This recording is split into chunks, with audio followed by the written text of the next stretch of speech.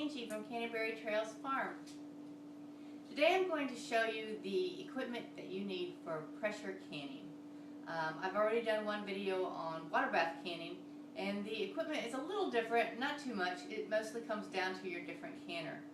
A lot of things are going to remain the same if you've already watched that video.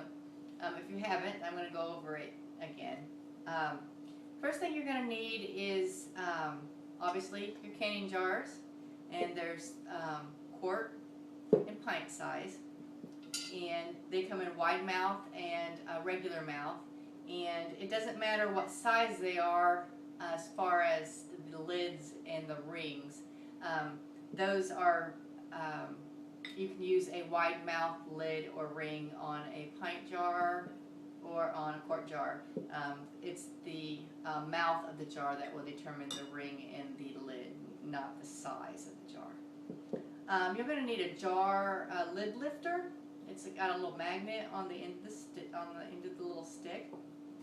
Some sort of funnel. Your canning funnels are very affordable at like Walmart. You're going to need your jar lifter, just like in water bath canning, and your lids, which are wide and regular, of course. And usually a kettle of water, a small saucepan in order to simmer your lids in, and of course any of the equipment for the actual food that you're processing. As far as canners go, in a water bath canner, you're just using essentially a big kettle, a big pot. Any pot will work. You just need something to go on the bottom, like a folded towel or a actual rack that's made for canning. You don't have to have a big fancy canner to water bath can. You can even do one jar, small half pint of jar of jam in a regular soup pot. It doesn't have to be fancy. It just has to be big enough that the water can cover your jars by about 2 to 3 inches. That's for water bath canning. In pressure canning, you have to have a special canner. What do you pressure can? In water bath canning, you're canning your high acid fruits with tomatoes. Here in America, we tend to think of tomatoes as being a vegetable, and we use it more condiment and as a sort of a vegetable added to like hamburgers and salads. But in most countries, it is considered a fruit. If you go to England, you'll get served breakfast, and usually you'll get mushrooms and you'll get tomatoes as a side, because tomato is very much treated like fruit in other countries, and it is a fruit. So it's just, I think Americans have a different way of consuming the tomato and a mentality of thinking about it. But it is a high acid fruit, and other fruits and jams, some salsas. All of these and juices are processed in your water bath canner because they're high acid. Low acid, such as meat and vegetables, have to be processed in a pressure canner. Pressure canners are different according to maker. You can get canners that have rubber gaskets. I prefer the All-American canner because there is no gasket. It is metal to metal, and you do lubricate the rim with like vegetable oil occasionally, like usually once during a big canning episode of a day. I will lubricate the edges of the actual pot part of the canner with vegetable oil. And it just has these hooks, and it just slides on, and there's a on mine now, some are different. There's an arrow. Where's the arrow? Here's the arrow, and I lined that arrow up with another mark that is on the side of this, it's actually embossed in the steel, so there's no question about where it is. And you just twist it, and it has like little lock things that go underneath the levers and holds it into place. And then you have the little twist knobs, and you're going to twist your knobs. You do the ones like the opposites together, and you go around until they're all twisted. Okay, with pressure canners, there are different kinds. Some have removable gauges, Some don't have gauges, some just have weights. Mine has a gauge and a weight. There is a nozzle on the pressure canner where your weight goes, and let me get close here. My weight has 15, 10, and 5, and it just goes on whichever, there's a hole here. Whichever weight I'm using is the one I choose, and that goes in that hole. Some older pressure canners actually have different weights that you use. Inside your pressure canner, just like a water bath canner, you're going to need the rack that goes in the bottom. You can buy these, and they make them plastic, metal. This one usually they'll come with it.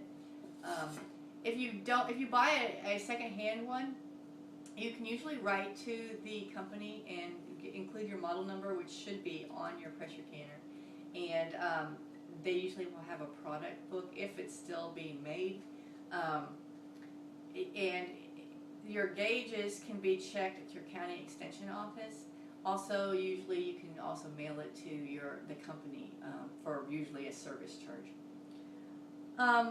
Something that's good to have that is usually an extra is this little cleaner that goes down in the spout, and this just cleans, like, especially if you're doing multiple batches, this just makes sure there's no bits of anything that have blown out of your jars and gotten into there, because you don't want that blocked. Let me show you. There's a big fear, and I know I was always afraid.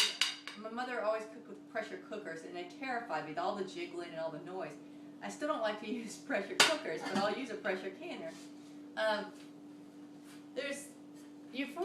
Everyone's heard my grandmother's pressure canner blew up, blew a hole through the ceiling, blah, blah, blah. There's all kinds of fake photos online. It's almost virtually impossible these days for a pressure canner to blow up. And the reason why is in the modern ones you have these emergency valves under here. And you can see it here. Here's the inside. And here's the outside. And it's common for these to sputter with water every once in a while. And what would happen if the pressure built up too much, and this valve would blow out, and it would release all that pressure, and it would be depressurized.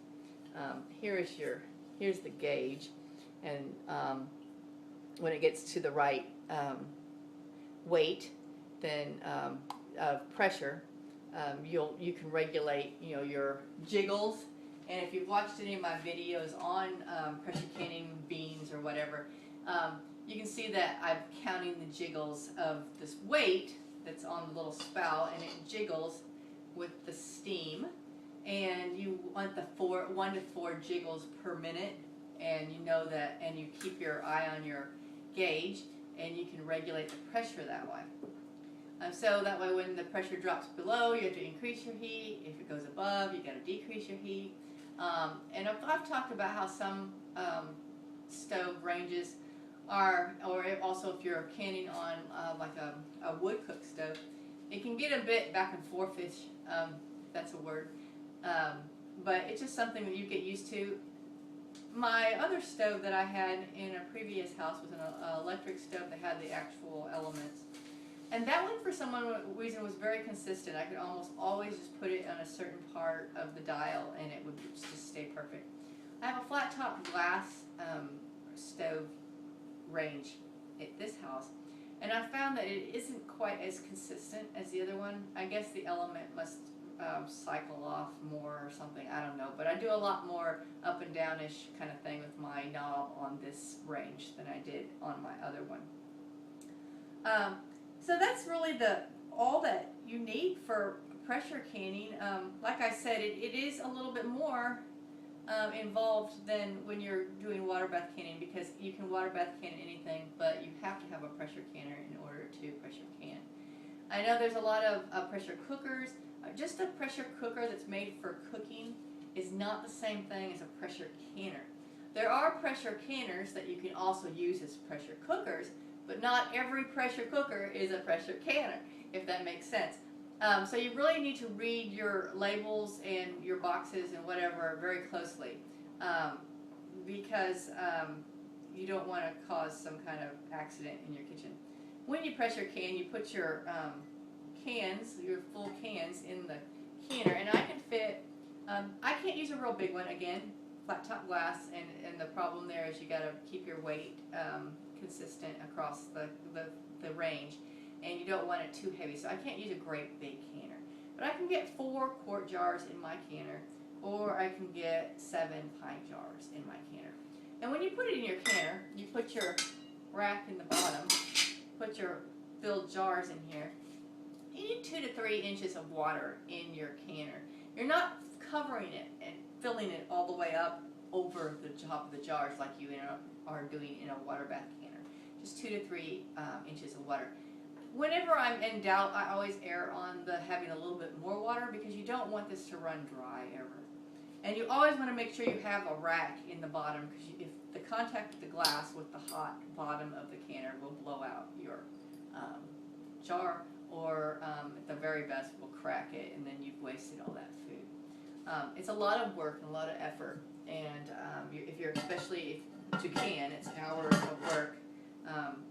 And then if you're also figuring in the hours of work that if you grow your own food and process your own food and cut off all the food and you're getting it all ready, it's a lot of work involved in preserving your food, that you don't want to skimp corners and not put your rack in and blow out the bottom of your jar. Not to mention, jars are not that cheap. And so that's the equipment you need. And if you have any questions about canning, pressure canning, water bath canning, the difference, or the equipment, or whatever, please leave the questions in the comment, and I'll do my very best to help you along on your journey towards preservation, self-reliance. And once you get started, it becomes like a second nature, and you lose that fear. Although a healthy fear is always good to keep you on your toes. You don't want to be off, doing something outside, hanging clothes or something when you're pressure canning. You need to save all those kitchen chores for your canning day. So when you've got your canner going and you're doing your time, usually it's like 70 to 90 minutes per batch, you can be doing whatever the kitchen things you need to be doing, but you need to be in the kitchen with your canner. Don't ever leave it. Now, that's not to say you can run really quick and take a bathroom break, or you got to run really quick and get somebody's pacifier or something. That's a whole different story. But when you're canning, you need to be in the kitchen. So follow the safety procedures. Make sure you read your instruction book that comes with your canner. If you bought it secondhand again and it did not come with one, please go online and find the instruction book. Either download it as a PDF, download it somehow, print it off, borrow it, write the company, whatever you have to do to find the instruction book. You need to be familiar with the safety procedures that are involved with your particular canner. Every canner is a little bit different, but most of the canning methods are the same. So that's what I've got for you, and I hope you have a good experience pressure canning your food. This has been Angie from Canterbury Trails Farm.